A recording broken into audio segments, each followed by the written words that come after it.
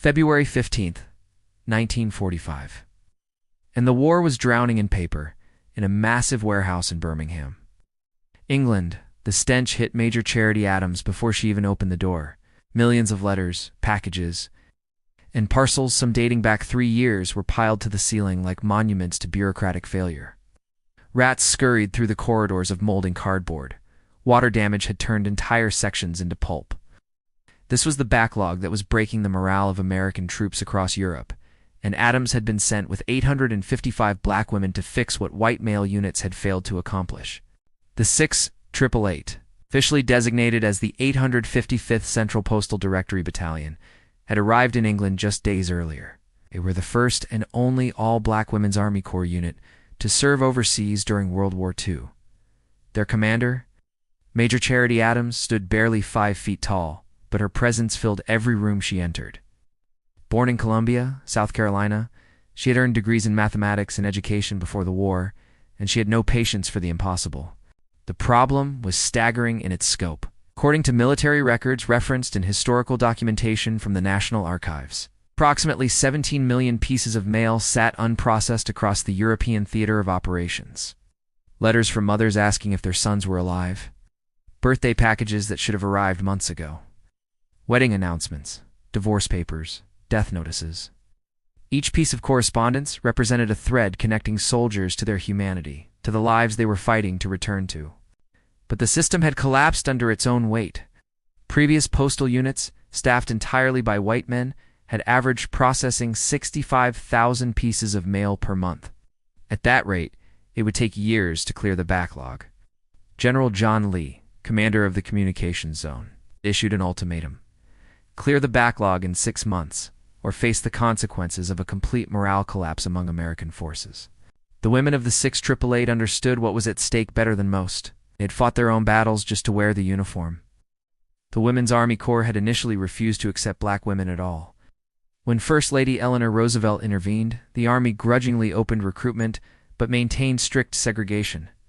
These women had endured separate and inferior training facilities, had been assigned to the most menial tasks stateside, and had faced constant discrimination from both white soldiers and white WACs.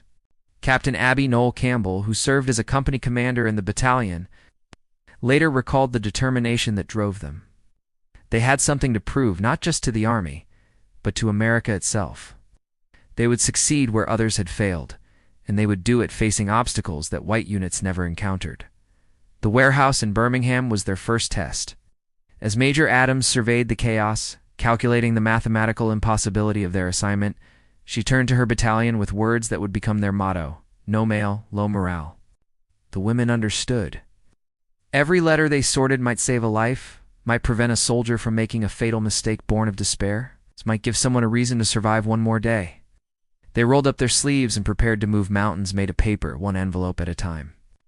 March 2nd, 1945, and the women worked through their first air raid. The German V-1 rockets, called buzz bombs by the troops, had a distinctive sound, a droning engine that suddenly cut to silence before the explosion. When that silence came over Birmingham, most personnel rushed to shelters. The women of the 6/888 grabbed their helmets, crouched beneath sorting tables, and kept working. They had 3 shifts running 24 hours a day, 7 days a week, and they had no time to spare. Historical records from the Women in Military Service for America Memorial Foundation document the extraordinary system these women created. They organized the warehouse into sections based on a complex filing method that cross-referenced names, serial numbers, and last known units. When they discovered that approximately 7,000 men shared the name Robert Smith, they developed innovative tracking systems that used birth dates, hometowns, and identifying details from the letters themselves to ensure proper delivery. Private First Class Lena Derrickett King from Lackawanna, New York, became one of the battalion's most skilled male detectives. She could piece together a soldier's location from fragments of information, a mention of weather in a letter, a postmark, a unit designation half torn away.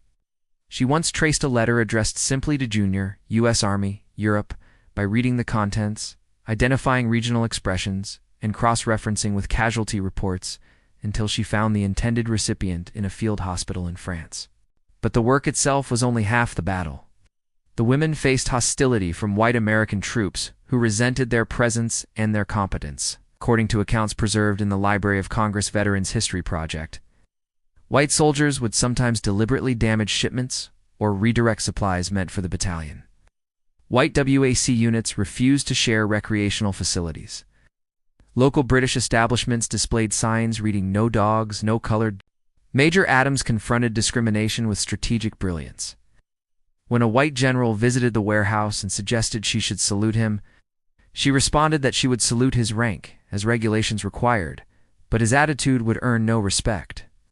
When housing authorities attempted to place her officers in inferior quarters, she fought through channels until her women received accommodations equal to white officers of the same rank. The British people, however, proved to be unexpected allies. Unlike white Americans, many British civilians welcomed the black women of the 688. They invited them to their homes, attended dances where the women were honored guests, and expressed genuine gratitude for their service. This acceptance stood in stark contrast to the segregated society these women had left behind in America. Captain Charity Early, a company commander from Pennsylvania, wrote in her diary about the surreal experience of being treated with more dignity in a foreign country under an MA bombardment than she had ever experienced in her hometown. British children would wave and cheer when they saw the women in uniform. British families would share their rationed food. British men would offer their seats on crowded trains. By the end of March, the battalion had processed over 2 million pieces of mail. They had reduced the backlog by months ahead of schedule. They worked in unheated warehouses during one of the coldest European winters on record.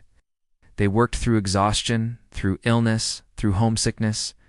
They worked through the deaths of 3 of their own: Private First Class Dolores Brown, Private Mary Barlow, and Private Mary H. Bankston, who died in vehicle accidents while serving overseas. And still, they worked faster. April 20th, 1945, and the women began finding the ghosts.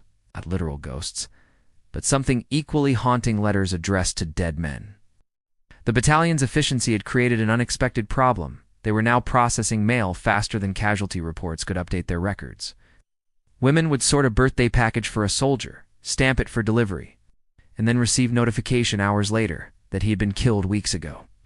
The package would be returned, marked deceased, to a family that might not yet know their son was dead.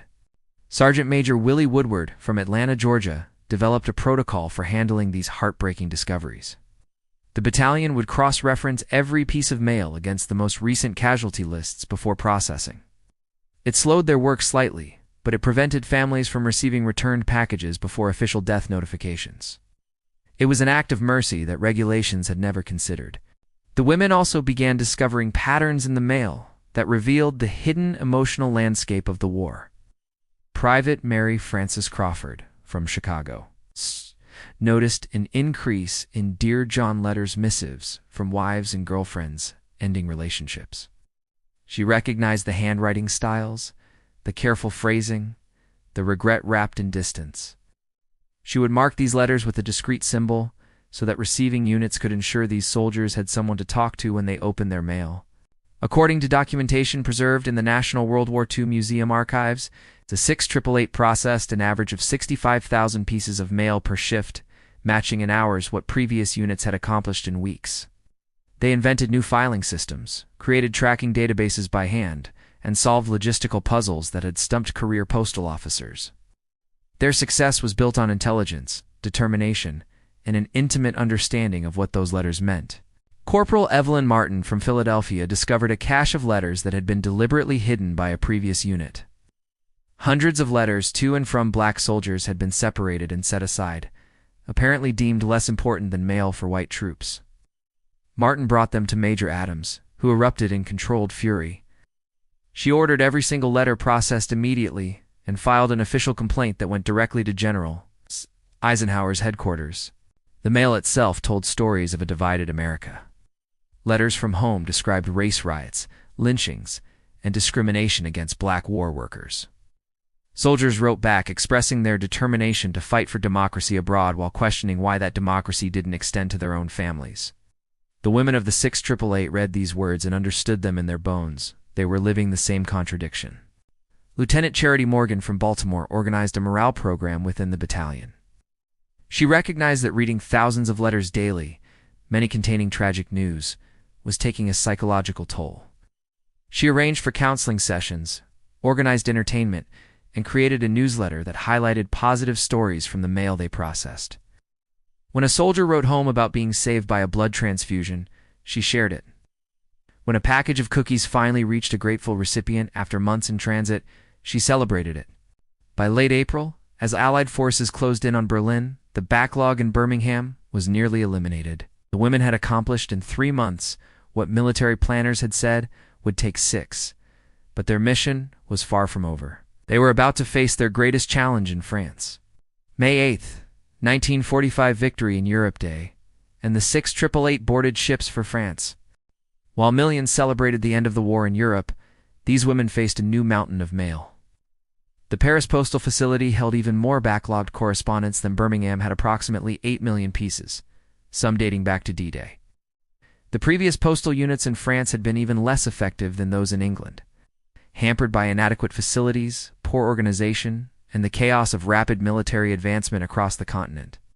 The women arrived in Rouen, France, to discover they would be working in aircraft hangars and abandoned factories with minimal heating and no proper sanitation facilities. According to accounts documented by the Army Women's Museum, conditions in France were significantly worse than in England. The buildings were bomb-damaged, windows were broken, and rats were everywhere. But the women had faced worse in Birmingham and had prevailed. Major Adams immediately began negotiating for better conditions. She leveraged the battalion's reputation for excellence, pointing out that they had exceeded every performance metric in England. She demanded and received improvements to their facilities, including repairs to buildings, installation of proper latrines, and provision of adequate heating fuel. She would not allow her women to be treated as expendable simply because they were black and female. The French people, like the British before them, proved more welcoming than white American troops. French families invited the women to their homes. French officials praised their efficiency and professionalism. French newspapers wrote articles celebrating their achievements. In Paris, the women of the 6 found themselves celebrated as liberators and heroes, a stark contrast to how they had been treated in their own country. Corporal Bernice Thomas from Detroit recalled walking through Paris in uniform and having French citizens approach to shake her hand and thank her for her service. Children would ask for chocolate, and she would share what little she had. Old women would embrace her and call her their angel. It was, she later said, the first time in her life she felt truly valued for who she was. But the work in France presented new challenges. The mail here was more damaged, more disorganized, and more complicated. They were processing correspondence from multiple fronts, from Germany, from Italy, from soldiers who had died in the final pushes of the war. They were handling mail for displaced persons, for prisoners of war being liberated, for refugees trying to reconnect with families scattered across Europe. First Lieutenant Mildred Carter from Georgia developed a specialized unit to handle mail for Holocaust survivors and displaced persons. She recognized that many of these letters were written in languages the battalion didn't speak, and she recruited translators from among French civilians and Allied personnel. She created a system for tracking families across borders, coordinating with Red Cross offices and military intelligence units. The battalion also processed what became known as Victory Mail, the letters soldiers wrote home immediately after Germany's surrender. These letters carried a weight of emotion unlike anything the women had sorted before. Joy, relief, grief for fallen comrades, anxiety about returning home, hope for the future. Private Odessa Thompson from Mississippi said it was like handling prayers written on paper. Historical records from the National Personnel Records Center show that by June 1945, the 6 had processed over 90% of the backlog in France. They were again performing at triple the rate of previous units. General Benjamin O. Davis Sr., the Army's highest-ranking black officer, visited the battalion and praised them as the finest postal unit in the European theater of operations. But racism followed them even in victory. White soldiers in Paris spread rumors about the women, claiming they were prostitutes or that they were unqualified for their positions.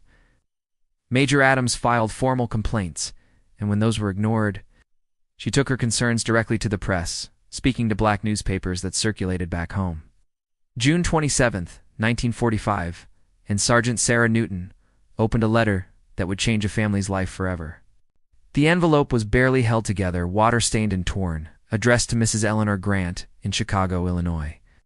It had been written by Lieutenant James Grant from a German prisoner of war camp 9 months earlier. According to previous military records, Lieutenant Grant had been declared dead, killed in action during the Battle of the Bulge. His wife had received official notification. His mother had held a funeral. His name had been added to memorial lists. But the letter in Sergeant Newton's hands told a different story. Lieutenant Grant had been captured, not killed. He was alive when he wrote the letter, and he begged someone to notify his family.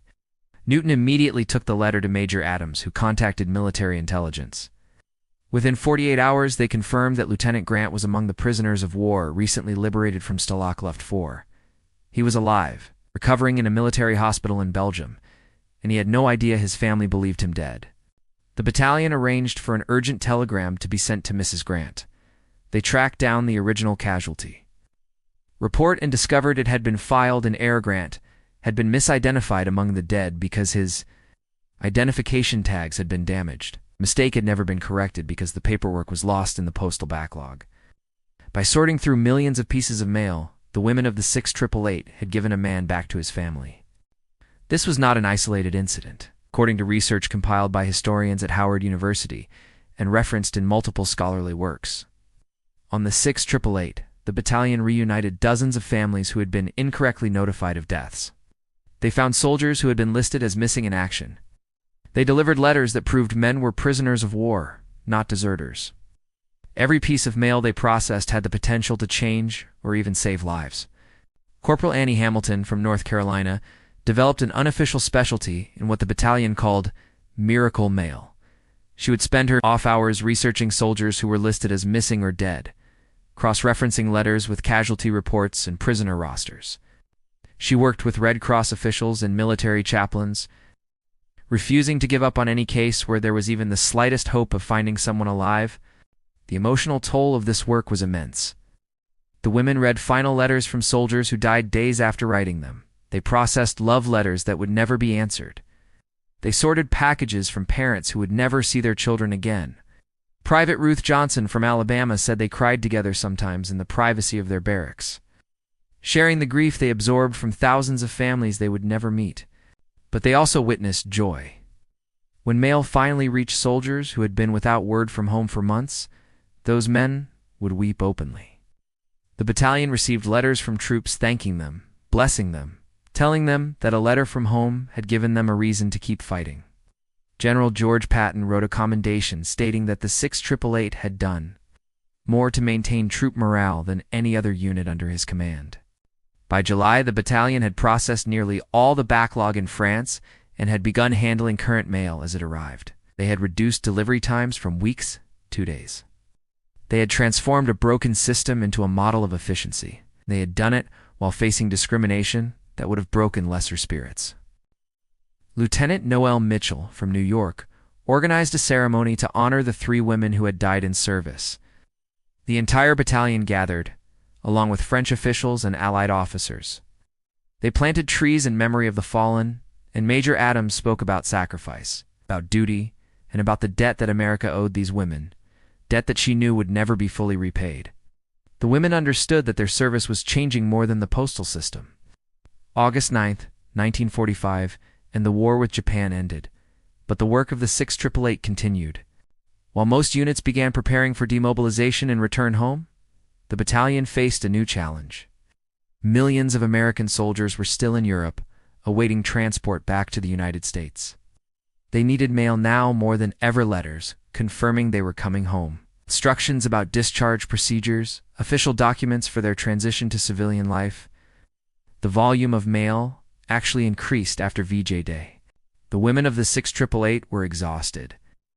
They had been working 3 shifts daily for 6 months, processing mail at an unprecedented pace. Many were ill, suffering from respiratory infections exacerbated by the cold, damp working conditions. They had earned the right to rest, to celebrate, to go home. Instead, Major Adams asked them to stay and finish the job. According to military records preserved in the U.S. Army Heritage and Education Center, Every single woman in the battalion volunteered to extend her service. They would not leave Europe until every piece of mail had been delivered, until every soldier who wanted a letter from home had received one. This decision spoke volumes about their character and their commitment. Private Mary Ragland from Tennessee wrote in her diary about the decision to stay. She described the bone-deep weariness they all felt, the homesickness that sometimes felt unbearable. But she also wrote about the letters they were processing from mothers asking when their sons would come home, from wives planning reunions, from children who had been born while their fathers were overseas. Those letters, Ragland wrote, were more important than comfort or rest. The battalion expanded its operations to handle mail for the occupation forces that would remain in Germany and Austria. They processed correspondence for military government personnel, for refugee assistance workers, for the complex machinery of post-war Europe. They became not just mail sorters, but experts in international postal systems, coordinating with civilian postal authorities in a dozen countries. Sergeant Elaine Bennett from Los Angeles created a training program to teach other postal units the systems the 6/888 had developed. She wrote manuals, conducted workshops, and shared the innovations that had made the battalion so successful. Her work ensured that the improvements they had pioneered would outlast their deployment. The women also began receiving recognition, though it came slowly and grudgingly. The European Theater of Operations awarded the battalion the Meritorious Unit Commendation, one of the few such honors given to a Women's Army Corps unit. Individual women received commendations for outstanding performance, but there were no parades, no headlines, no public celebrations of what they had accomplished. In September, Major Adams was promoted to Lieutenant Colonel, becoming the first black woman to hold that rank in the Women's Army Corps. It was a historic achievement, but Adams characteristically deflected the honor to her entire battalion. In her promotion speech, she stated that every woman under her command deserved equal recognition, that they had collectively proven what black women could achieve when given the opportunity. The battalion also continued to face racism, even as they prepared to return home. White soldiers resented their success and their visibility. Fights broke out in Paris when white troops harassed women from the 6/888. Colonel Adams filed formal complaints and demanded military police protection for her unit. She refused to allow her women to be victimized after everything they had accomplished. French officials, by contrast, held ceremonies honoring the battalion. The mayor of Rouen presented them with a formal citation. French postal workers held a banquet in their honor. French newspapers published articles celebrating their achievements. The French people understood what many white Americans refused to acknowledge, that these women were heroes. By October, the battalion had processed every piece of backlogged mail in the European Theater of Operations. They had sorted and delivered over 17 million pieces of correspondence. They had reunited families, saved lives, and maintained morale during the most devastating war in human history. They had accomplished their mission in half the time military planners had allocated, working at triple the efficiency of previous units. And then they prepared to go home to a country that would largely ignore what they had done. November 3rd, 1945, and the 6/888 boarded ships bound for America. The women stood on the deck as the coast of France disappeared behind them, watching Europe fade into memory. They had spent 8 months overseas, working under conditions that would have broken most units. They had succeeded beyond every expectation. They had proven themselves in ways that should have shattered every stereotype about black women's capabilities. And they knew, with a certainty born of painful experience, that America would not celebrate their return. The voyage home took 2 weeks. During that time, the women tried to prepare themselves for what awaited them. They had left a segregated America, and they would return to a segregated America. The war had changed nothing about Jim Crow laws, about discrimination, about the fundamental injustice of the society they had served. Some of the women talked about continuing their fight on home soil, about using their military experience to demand equality. Others simply wanted to forget the whole experience and try to build normal lives. When they arrived in New York Harbor, there were no crowds cheering, no ticker tape parade, no newsreel cameras. White units returning from Europe received heroes' welcomes. The 6/888 disembarked quietly, processed through customs and military discharge procedures, and dispersed to their homes across the country with barely a mention in the press. Major Charity Adams, who had led them so brilliantly, returned to her home in Columbia, South Carolina, where she was still expected to sit in the back of buses and use separate facilities, marked colored. She had commanded more than 800 women in a combat zone, had negotiated with generals, had revolutionized military postal operations, and she could not eat at the lunch counter in her hometown. The women scattered across America, turning to lives that often felt smaller than what they had experienced overseas. Corporal Lena King went back to Lackawanna, New York, and found that employers would not hire her for positions that used her skills. She had tracked down soldiers using fragmentary information and sophisticated analysis, but she could not get a job as a secretary because of her race.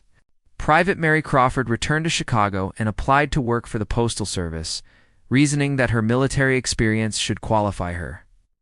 She was turned down repeatedly, told that she lacked experience. The irony was bitter. She had processed more mail than most postal workers would handle in their entire careers. But it counted for nothing, because she was black and female. According to historical documentation preserved in the Veterans History Project, men and women from the 6/888 never spoke about their service. The country did not want to hear their stories. They were erased from official military histories, omitted from documentaries and books about World War II, forgotten by a nation that preferred simpler narratives about the war. Some women turned their military experience into activism. Sergeant Willie Woodward became involved in the civil rights movement, using the organizational skills she had developed in the Army to coordinate voter registration drives in Georgia. Lieutenant Noel Mitchell worked with veterans organizations, fighting for benefits and recognition for black service members who had been denied their due. Others tried to move forward with their lives, pursuing education and careers despite the obstacles. Private Ruth Johnson used her GI Bill benefits to attend nursing school and became one of the first black nurses at her local hospital. Corporal Annie Hamilton earned a degree in education and taught in segregated schools, inspiring another generation of black children to pursue their dreams despite the barriers they would face. The military establishment largely ignored the 6/888's achievements, while white units that had performed far less impressively received commendations, celebrations, and historical recognition. The only all-black Women's Army Corps unit to serve overseas was relegated to footnotes. Their records were filed away, their stories untold, their contributions minimized or erased entirely. Major Adams, who had been promoted to lieutenant colonel just before the battalion returned home, faced particular challenges. She had proven herself as a leader under the most difficult circumstances. But the post-war Army had no place for black women officers.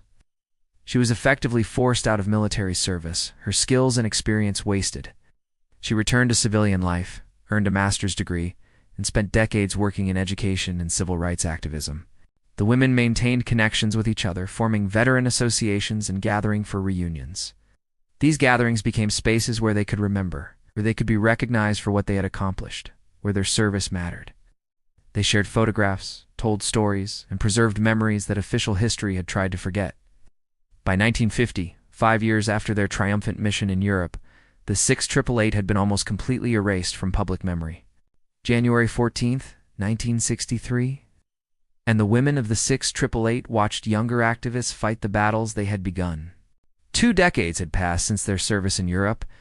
The civil rights movement was reaching its peak, with sit-ins, freedom rides, and massive demonstrations challenging segregation across the South.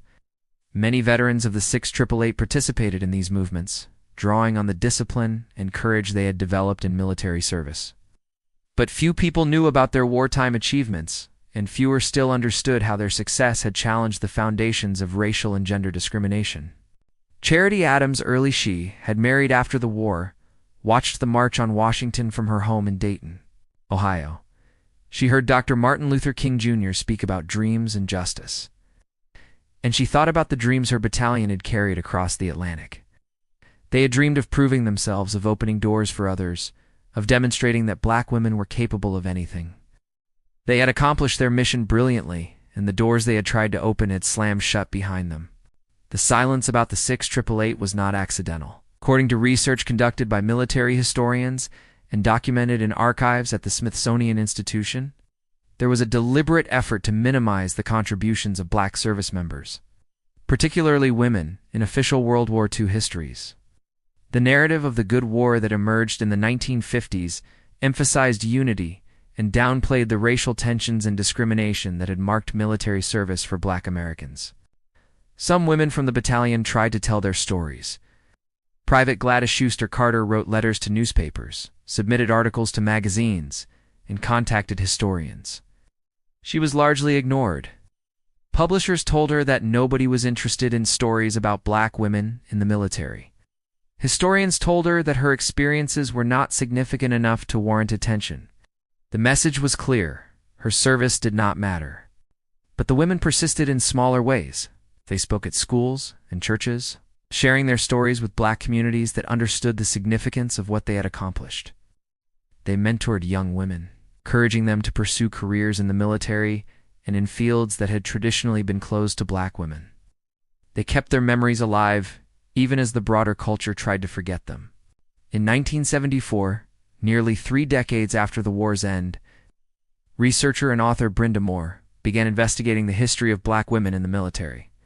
Moore's work, which would eventually be published in academic journals and form the basis for broader research, was one of the first serious efforts to document the 688's contributions.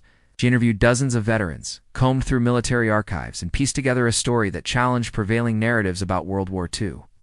The women who spoke with Moore expressed a mixture of pride and bitterness. They were proud of what they had accomplished, but they were angry about how their service had been treated. Lena King, interviewed at her home in New York, spoke about the strange experience of being thanked effusively by French and British people while being discriminated against by her own countrymen.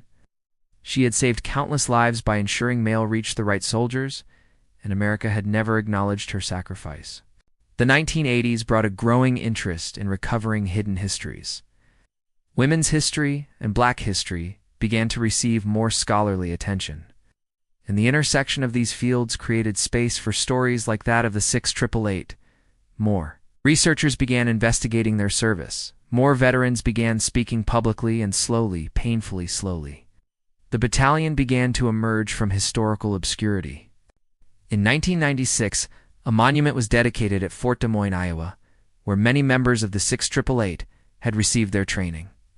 The ceremony brought together surviving members of the battalion, some meeting for the first time in 50 years. They embraced, cried, shared memories, and marveled that anyone was finally paying attention to their story.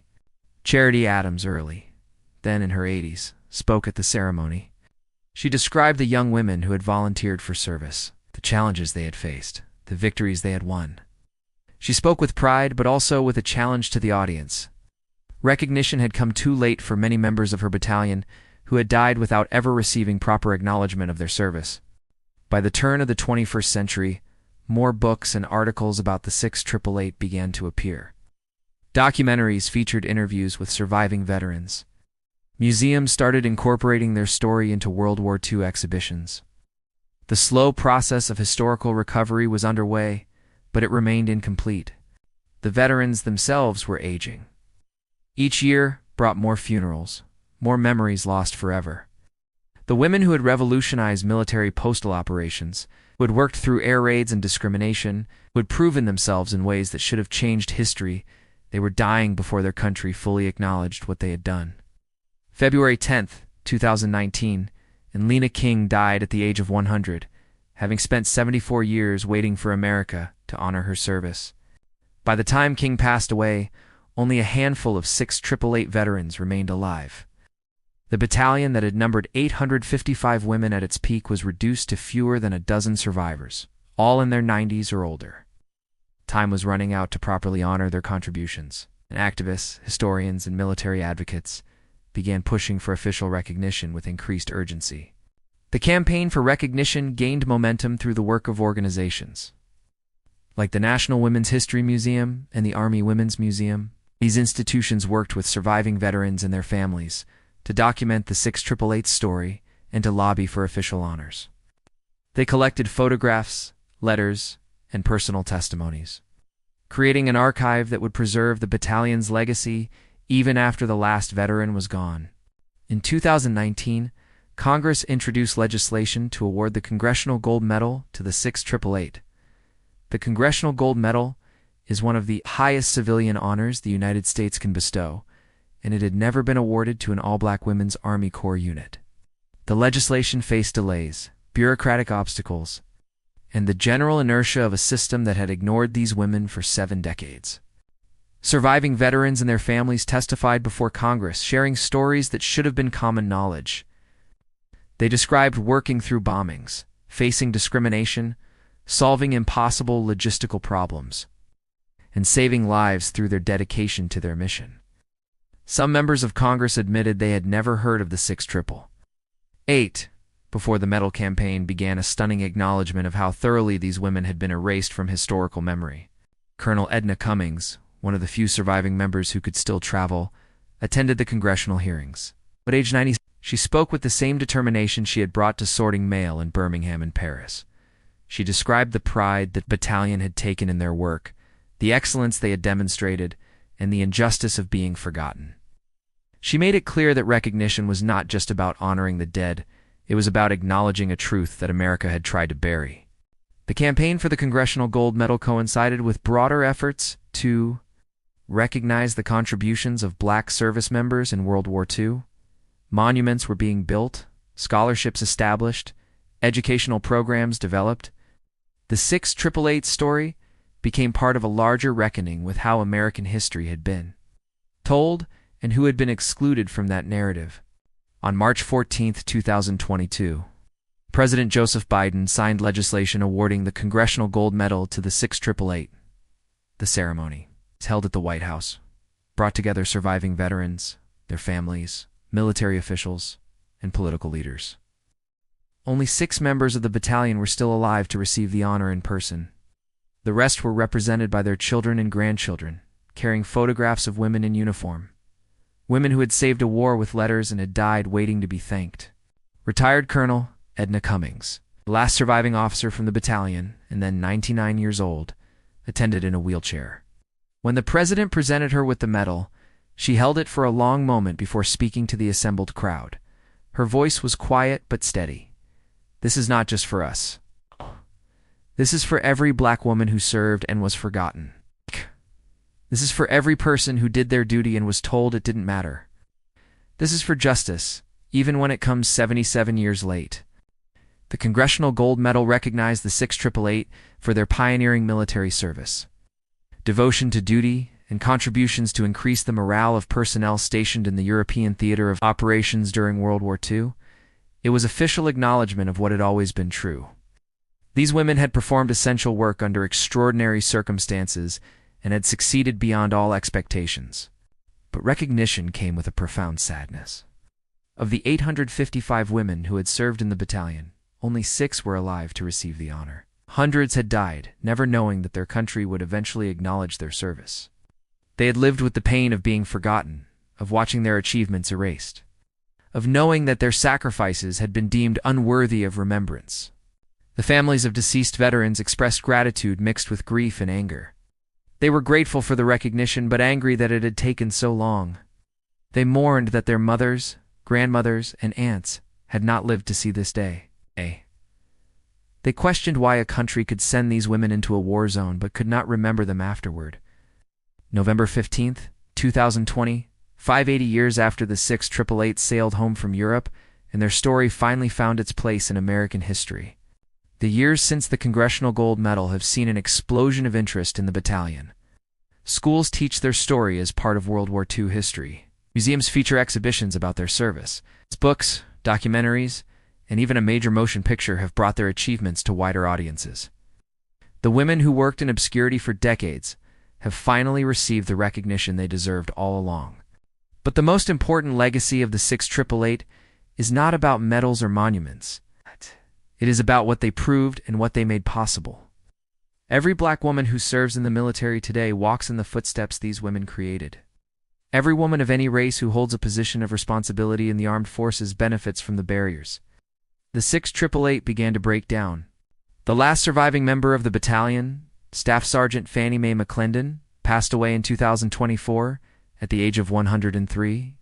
Her funeral was attended by military honor guards, civil rights leaders, and family members from across the country. In her eulogy, her granddaughter read from letters McClendon had written during the war. Letters that had been carefully preserved for 80 years. "We are making history," McClendon had written to her sister in 1945. "They will try to forget us, but what we've done here matters. We are proving that we can do anything, be anything, if given the chance. I hope that one day, black girls will grow up knowing what we accomplished. I hope they will serve in a better army than we did. I hope they will live in a better America." That hope, expressed in a letter written aboard a ship returning from France, became the battalion's true legacy. The granddaughter speaking at McClendon's funeral was a colonel in the United States Air Force, commanding a squadron of her own. She wore her uniform with pride, knowing that her grandmother's generation had fought 2 wars, one against fascism abroad and one against racism at home, and had refused to surrender in either battle. The historical record has now been corrected, though incompletely. The 688 appears in textbooks and documentaries, but many Americans still do not know their story. The work of remembrance continues, carried forward by historians, educators, and activists who understand that hidden histories remain dangerous. When societies forget who fought for their freedoms, they risk losing those freedoms entirely. Research into the battalion's achievements has revealed even more impressive details. Military analysts examining their work have concluded that the systems they developed revolutionized postal operations, not just during the war but for decades afterward. The cross-referencing methods they invented became standard practice. The efficiency metrics they achieved became benchmarks. They did not just complete an impossible mission, they fundamentally changed how military mail was processed. The Veterans History Project at the Library of Congress now houses over 200 interviews with members of the 688 and their families. These oral histories capture voices that nearly disappeared, preserving memories of courage and sacrifice for future generations. Researchers continue to discover new documents, photographs, and letters that add depth to the battalion's story. In 2023, the United States Army officially designated February 26th as 688 Day, commemorating the date the battalion arrived in England.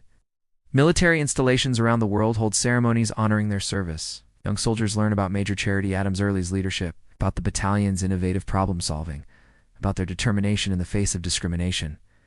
The town of Rouen, France, where the battalion spent much of their deployment, maintains a memorial to the 688. French officials regularly hold ceremonies honoring their service, and French schools teach about the Black American women who helped liberate Europe. The French have never forgotten what America tried to erase, that these women were heroes who deserved gratitude and respect. Back in America, descendants of the 688 have formed an association to preserve their ancestors' legacy. They conduct educational programs, work with filmmakers and authors, and ensure that new generations know this story. They have created scholarships for young women pursuing military service or careers in logistics and communications. They carry forward the mission of recognition that their mothers and grandmothers fought for during their lifetimes. The women themselves, in interviews conducted before their deaths, consistently emphasized certain themes. They spoke about pride in their accomplishments and anger at being forgotten. They spoke about the sisterhood they formed in service, bonds that lasted lifetimes.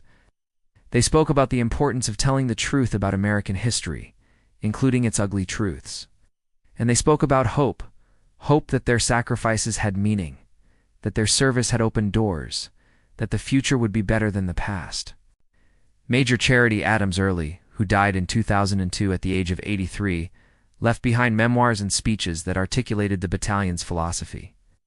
"We were fighting for our country," she wrote, "even when our country would not fight for us. We served with honor because honor was who we were, not because honor was shown to us.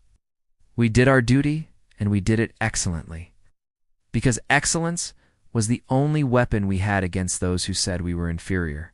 The story of the 688 is ultimately about letters, the millions they sorted, the lives they changed, the connections they preserved, but it is also about the letters they themselves wrote, the testimonies they left, the messages they sent across time to a future they hoped would be more just. They wrote their story in service, in sacrifice, in success. And they wrote it knowing that it might take generations before anyone would read it properly. 80 years after they sailed for England, we are finally reading what they wrote. We are finally understanding what they accomplished. We are finally honoring what they sacrificed. The women of the 688 saved a war with letters. Then they saved themselves from historical oblivion by refusing to be silenced. Their story reminds us that history is written by those who have power, but truth is preserved by those who have courage.